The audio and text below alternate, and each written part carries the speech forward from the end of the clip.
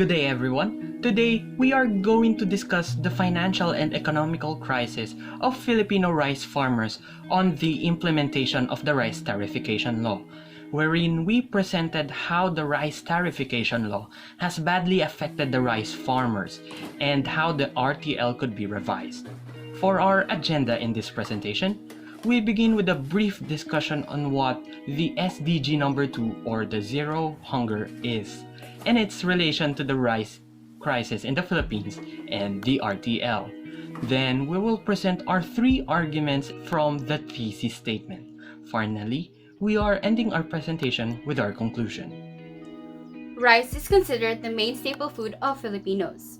Filipinos are patrons of restaurants who offer unlimited rice, as it is typical for some Filipinos to consume about 2 to 3 cups per meal. Geographically speaking, the Philippine soil is fertile for much agricultural produce, especially rice. Hence, rice plays a big role in contributing to local hunger problems, as well as help achieve one of the Sustainable Development Goals imposed by the United Nations, SDG number 2, or Zero Hunger. So what does this have to do with the Filipino rice farmers and the rice tariffication law? Well, there are about 2.4 million rice farmers in the Philippines, majority of which are on the losing end due to the implementation of Republic Act 11203, also known as the Rice Tariffication Law. This law basically lifts tariffs or taxes on imported rice, making foreign rice easily enter the Philippine market and compete with local produce. Because of that, the Filipino rice farmers are struggling financially over the past few months ever since the signing of this law.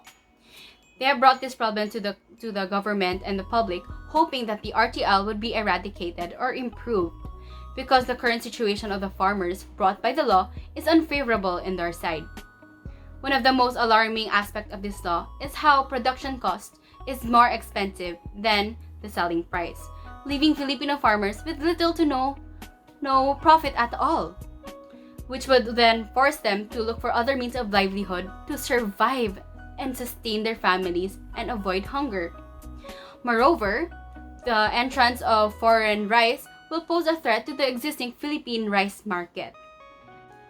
Why do these farmers need support? What can be done to help mitigate the problem and help these farmers in their current situation? Well, after this speech, we hope that you guys can have the insights of the struggles these farmers have and have the urge to help them even in simple acts. Farmers in the Philippines are starving due to Republic Act No. 11203, or also known as the Rice Tariffication Law. Although the RA aims to protect the income of both consumers and farmers, it is actually doing the opposite and doing harm instead. Thus, the contents of this act should be further reviewed and revised.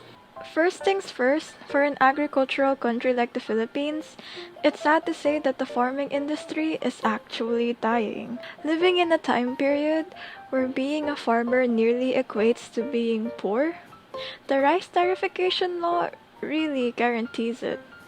When you create the selling price for a product, you have to take into consideration its production cost, or else you'll suffer consequences. The importation of rice with no restriction has adversely influenced the livelihood of local farmers. These farmers are forced to adjust their selling prices to meet the supply and demand, but the adjustment of the selling prices comes to a point where farmers can no longer sustain themselves. The rice tariffication law brought Filipino rice farmers to a loss of 68 billion pesos because of the rice imports. In the first year of the implementation, the loss of farmers exceeded the gains of consumers by a total of 34 billion pesos. It is argued that the actual effect of the law brought the opposite of what was promised to the farming industry.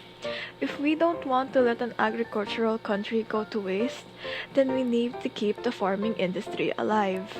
The second reason for a call on amendments of the rice tariffication law is because in the long run, the loss of farmers in our country would greatly affect us because of the probability that there may not be enough food suppliers to prevent the entire population from starving. Fewer local farmers means less local food production. People involved in agriculture have changed professions to give them more stable income, like tricycle drivers, construction, and etc.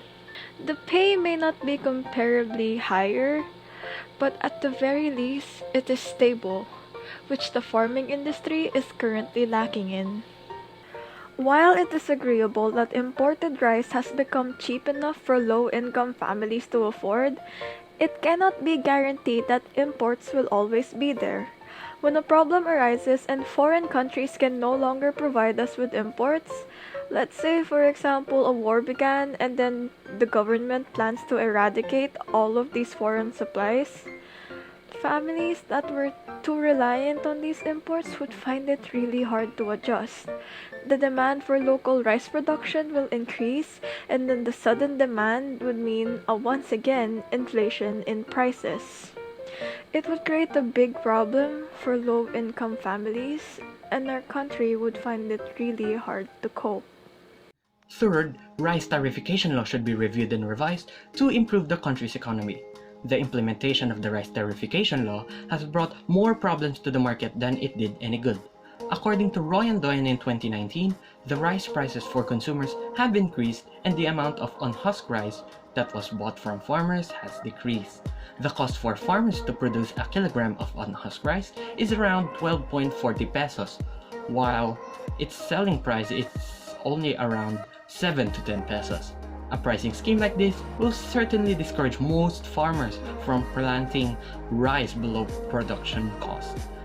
By revising the law and adding something that would give more stability and assurance to the livelihood of the farmers, then you could achieve the initial goal of giving the community cheaper rice, but this time without risking the lives of the farmers.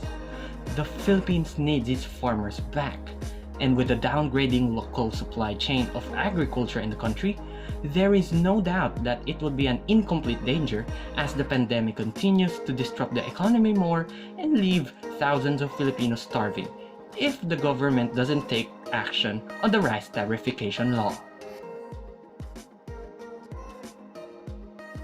In conclusion, the rice tariffication law has brought numerous problems, mostly towards the local rice farmers being the most affected by this.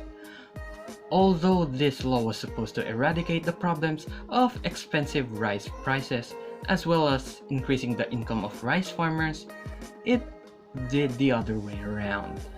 The price of the rice plummeted to the point where rice farmers are losing their income. Thus, the situation of the rice industry is towards an unfavorable outcome. Besides, when this law is still implemented in the future, it could also affect the consumers, specifically low-income families. When taking into the economic aspect, it causes complications and irregularities in regards to the supply, demand, and trade of rice, which may cause inflation. The purpose of the rice tariffication law is indeed beneficial in the country, but the way this law was applied and implemented lead to the complications to the farmers. Thus, the law should be properly revised. The action and steps regarding the implementation must be thoroughly reassessed, or the future of both our farmers' lives and the country's agriculture will be in jeopardy. Rice has become an important part in every Filipino's meals. If we do not make an immediate action towards the rice crisis, then it will not only affect the community to find a substitute for rice, but also the farmers that are at risk of losing their only job that they know, and the country's economy, which is continuously dropping. It is important to show our support to our local farmers by simply buying their local rice products. And that's the end of our presentation. Thank you for listening.